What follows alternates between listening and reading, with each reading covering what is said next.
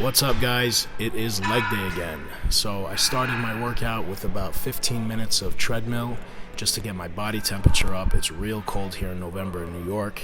I'm following that up with some superset of abductor and adductor. I like to start with this sometimes just to open up the hips, get some more heat, blood flow, and mobility going on before I get into my leg workout.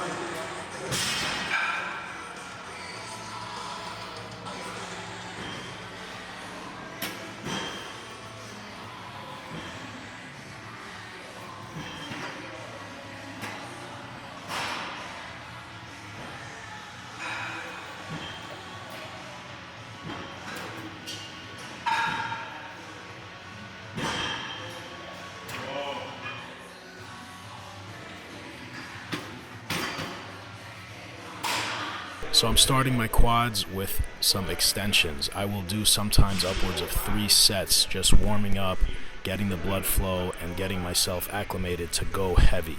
Lately, I've been reverting back to the old style training that I used to do when I was younger, high intensity, HIIT training, max OT style training, Dorian Yates style training. So I try to avoid pyramiding as I feel it weakens me and takes away from my maximum heavy working sets. So I will warm up adequately. Sometimes I lose track of sets and reps. I go by feel, but roughly 2 to 3 sets warm up, about 15 sets, give or take, sometimes less, sometimes more. Nothing to seriously fatigue me, but again, to just send some blood and a neurological signal into the muscle. Then I will acclimate. I will take a weight that's about 80% of my max weight, and I'll do it for a few reps to get my central nervous system ready for the heavy load. And then my working sets will be anywhere from 3 to 4 sets. They'll be all-out sets where it is the heaviest I can go for a given number of reps. In the past, I used to do 4 to 6 reps. Now I try to shoot for 8 to 12. 4 to 6 would be pretty dangerous for me, being that it would be extremely, extremely heavy, and that does have a place in time in training, but currently I'm just easing back into this style training, so I don't want to go too crazy.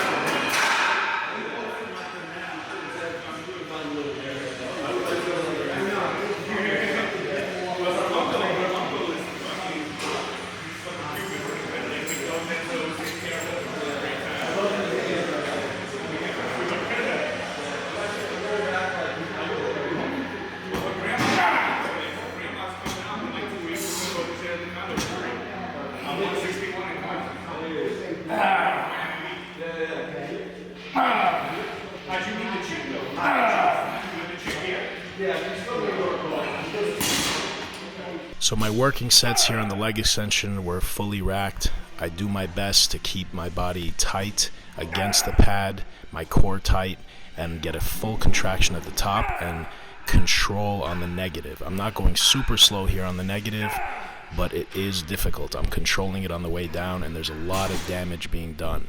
If you guys focus on the negative, you will fatigue throughout a workout a lot faster.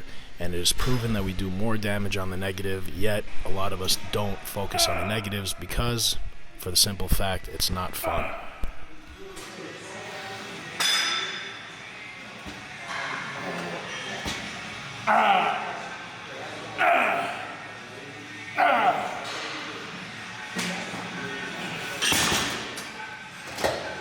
So my second exercise for quads is the hack squat. I'm a big fan of this exercise if it's done correctly. I've had a TFL issue for the past year and change, so it's been tough doing movements like hack squats, lunges, and even squats. So instead of jumping up to working weight, which I would recommend with this style of training, after maybe one activation set, I'm working up slowly just to make sure I don't have any tweaks, aches, or pains. Last thing I want to do again, guys, is tweak something and sideline myself. If I can stop short or not push so hard and avoid any injuries, any tweaks, I will do so I can train consistently throughout the off season. If I'm sidelined for a week or more, it's going to be detrimental to my training. So here, main focus is pushing through the heels, slow controlled negatives, and keeping the lower back on the pad. A lot of times on leg press and hack squat, you'll see the lower backs of people are curling up, their butts move forward, and a lot of bouncing. So if you stop at 90, that's fine, it's great, but if you go all the way down as I am here, you just want to make sure you're not using momentum to come back up, because at the bottom lowest position we're going to be using momentum if we bounce, and a lot of glute and ham, and it'll take away from our quads. Ideally, a lot of times I will try to stop at 90 degrees, but again, that hurts my TFO a lot these days, and when I do stop at 90, I won't be going as heavy as I do today. I did a lot of sets here, but I only counted the working sets, which was, I believe, 6 plates on the hack, and I did about 3 sets there.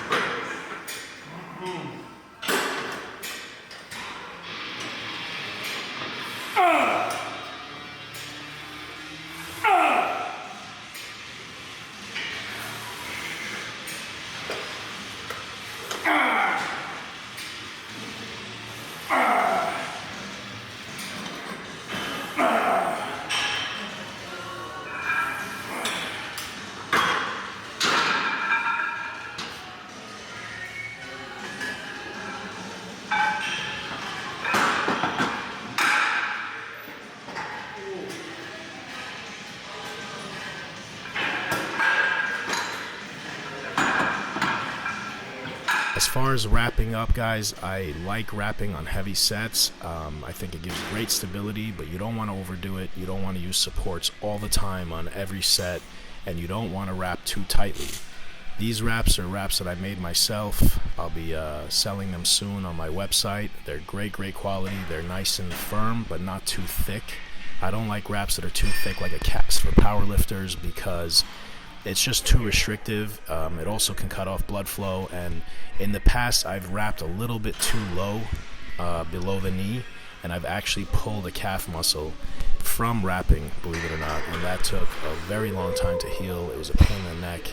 Another thing is I don't like wraps where you tuck them in. A lot of times they come loose, they pop off during a set, and they can create a knot that can get in the way of your range of motion or impingement in the muscles. So on these wraps, what I did was I manufactured them with Velcro, very strong Velcro, and I've tested them out for over 7 months. I've never had them come loose. They're easy on and easy off.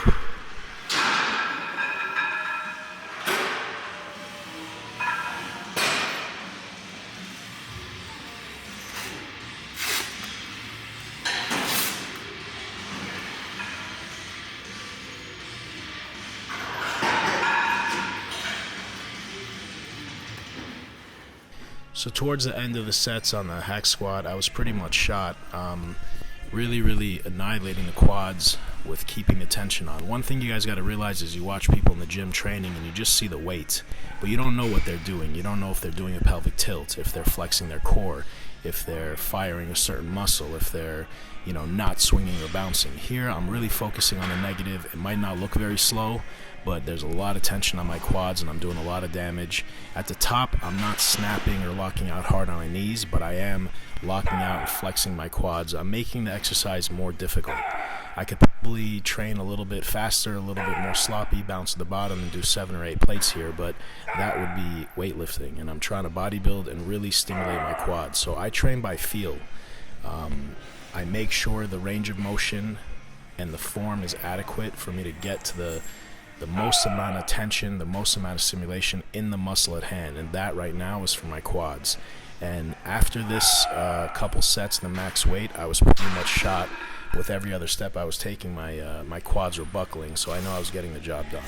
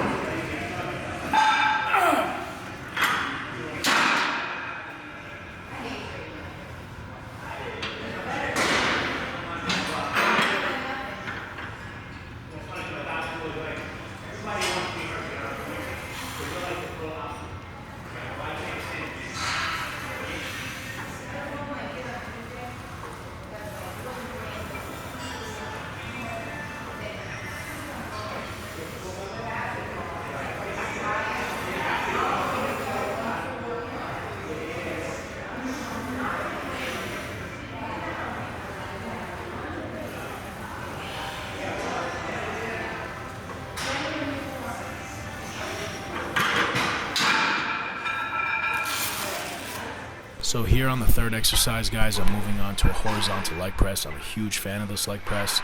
A lot of you might not have this type of machine in your gym, but you can incorporate my form and foot position on a regular leg press and still get the benefits. The most important thing, in my opinion, when doing leg press for focusing on the quads, not necessarily toes in or toes out, but where your foot is on the platform.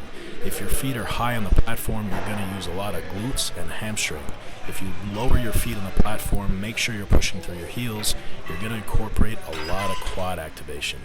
That being said, you want to make sure your butt and lower back is not curling forward and off the pad. Keep it flat and straight. Lower the weight to 90 degrees and press back up through your heels, and you will get a lot of quad activation. You guys will feel it. It's a huge difference. In my earlier years, I used to leg press with my knees going into my shoulders and thinking that, I'm doing the ass to grass type of range of motion, and it's hardcore and it's good, but I wasn't getting a lot of quad activation.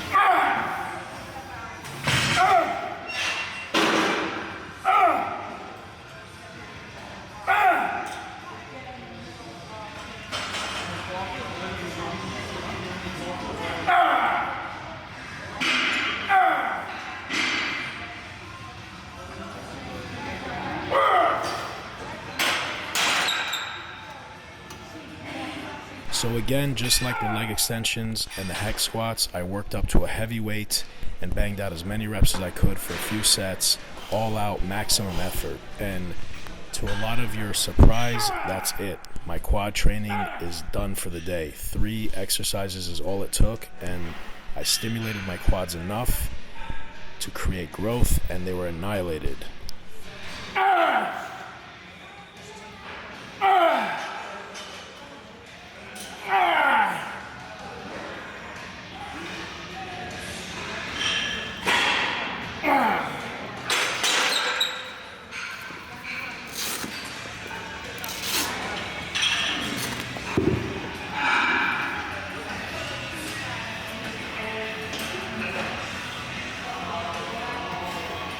So I'm moving on to hamstrings here, guys. Sometimes I'll do hamstrings first, depends on how I feel.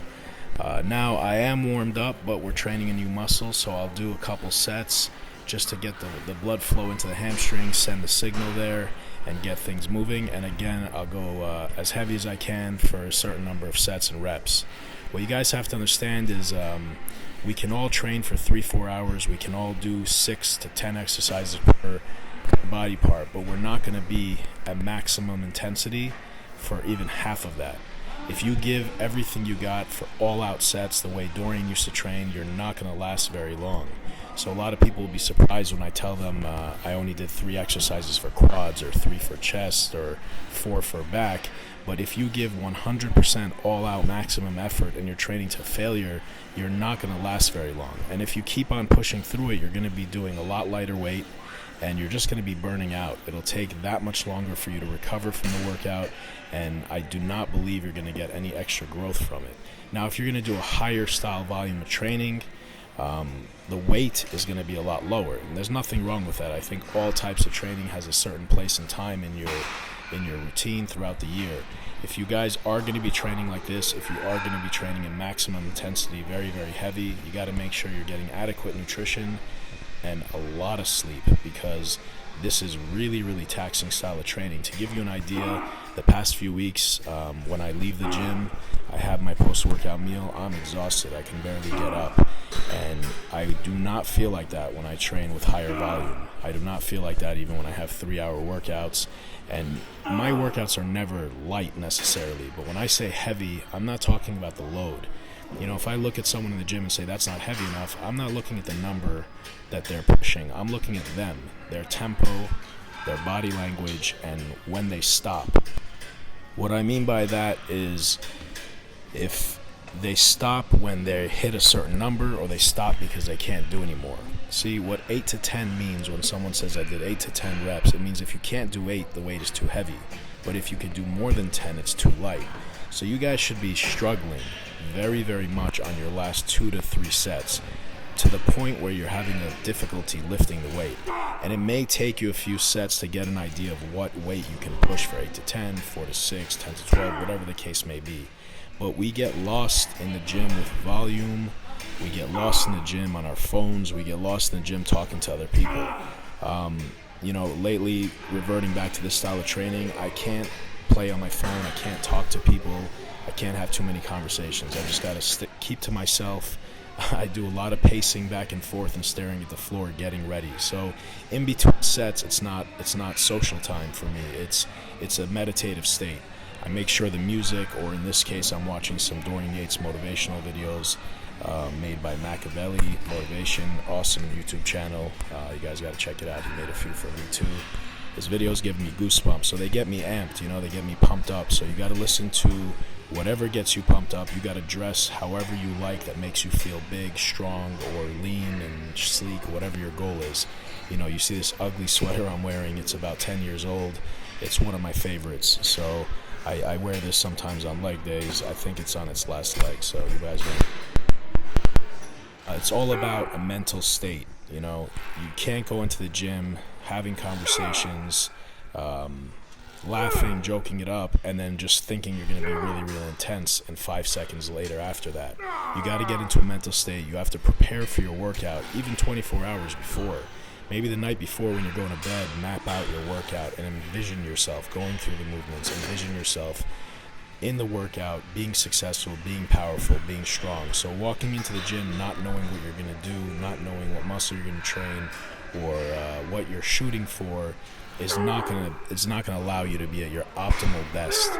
The mind and body is definitely connected, and if your mind is not in the right place, if you're not focused, your body will not perform the way you want it to.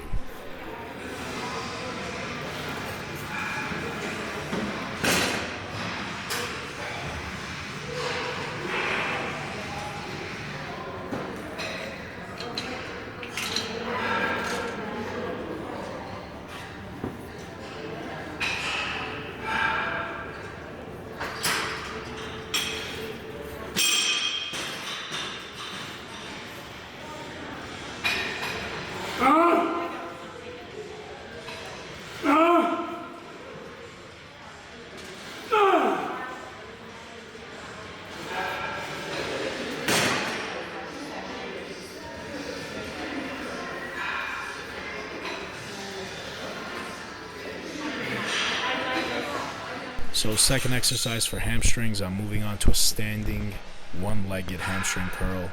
Most important thing with this exercise and all hamstrings exercises is to not over accentuate the curvature of your lower back.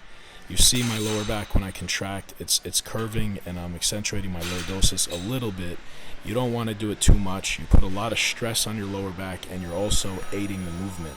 Staying straight and strict and keeping a tight core will basically keep you just using your hamstring, not using your lower back or glutes or any momentum.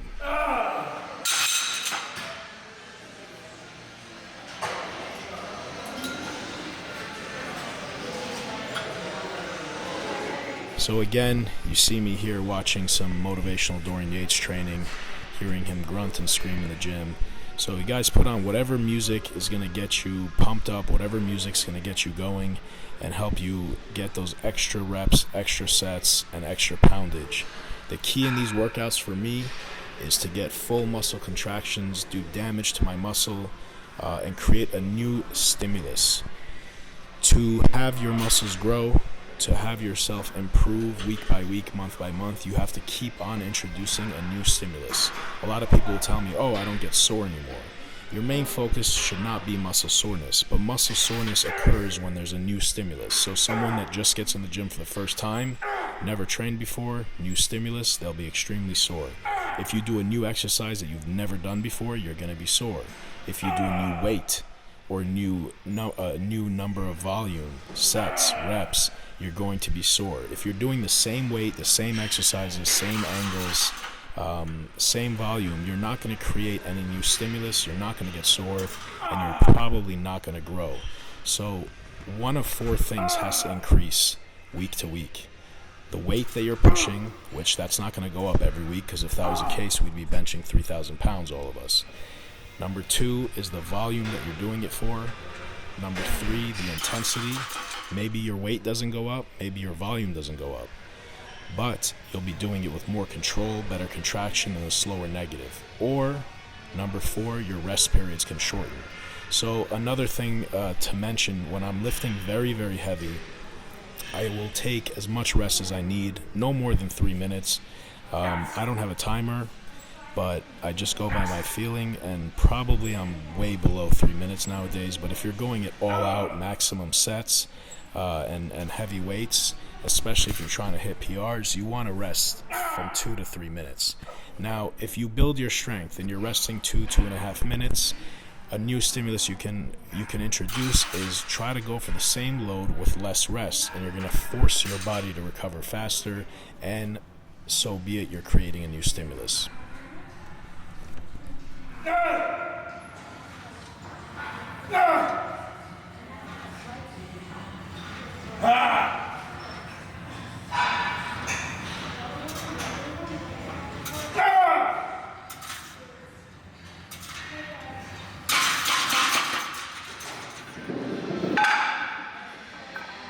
For my third exercise and last one for my hamstrings, I'm doing seated leg curls. I love these. Love this exercise here. What's really, really important is to keep the back planted on the pad. When I go heavy here, I tend to sometimes take my lower back off the pad. So I focus on staying real strict, trying to keep my core tight and get a nice squeeze and contraction at the bottom. These are killer.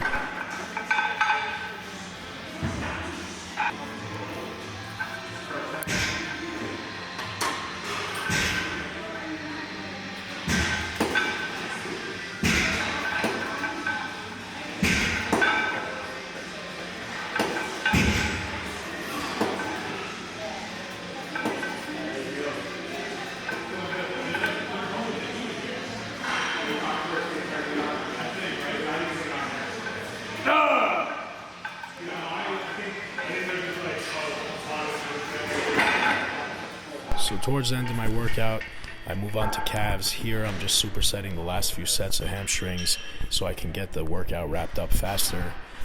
No specific reason to superset it other than that, just timing. I love seated calf raises, but again, what's really important is the range of motion. I make sure I get a full stretch at the bottom, no bounce and come back up.